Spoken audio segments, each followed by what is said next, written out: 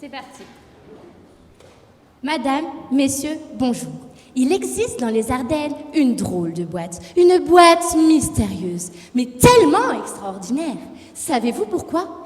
Car elle permet de faire développer chez les élèves leur esprit critique et leur argumentation. Comme Pandore, cette boîte, vous ne l'ouvrirez jamais. Pourtant, si vous y prêtez un peu d'attention, vous saurez ce qu'il se trouve à l'intérieur grâce à 3 clés invisibles. Vous allez, vous, jury ou public, me demander quelles sont ces 3 clés. Je vais tout vous expliquer.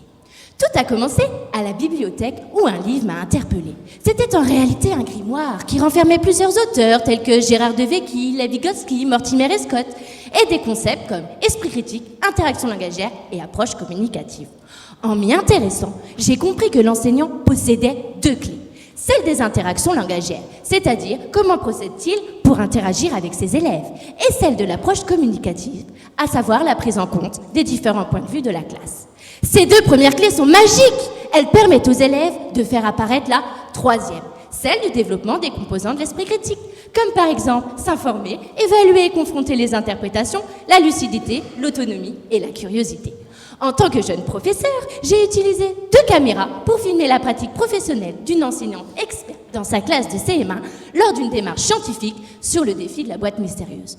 Cela m'a permis d'observer comment elle procédait pour accompagner ses élèves à trouver les trésors cachés dans la boîte sans qu'elle-même ne les connaisse.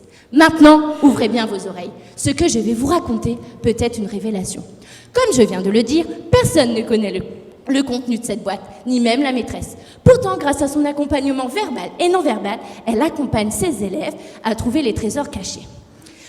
En leur faisant évaluer la dimension et le poids de la boîte, le son des objets et leurs éventuelles odeurs, afin qu'ils puissent tirer des conclusions sur les matériaux mystérieux qu'elle renferme.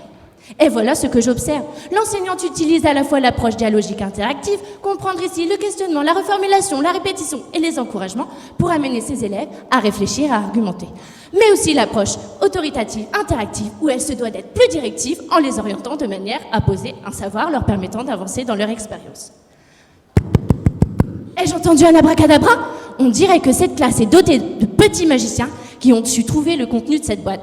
Eh non, ce n'était pas un lapin. Ouf, ce n'est qu'un écrou, une balle de golf, des clous de girofle et des graines. Fantastique! En plus d'avoir trouvé le contenu de cette boîte, les élèves ont développé leur esprit critique. Vous savez, le secret du développement de l'esprit critique, c'est du temps et des expériences de nos élèves.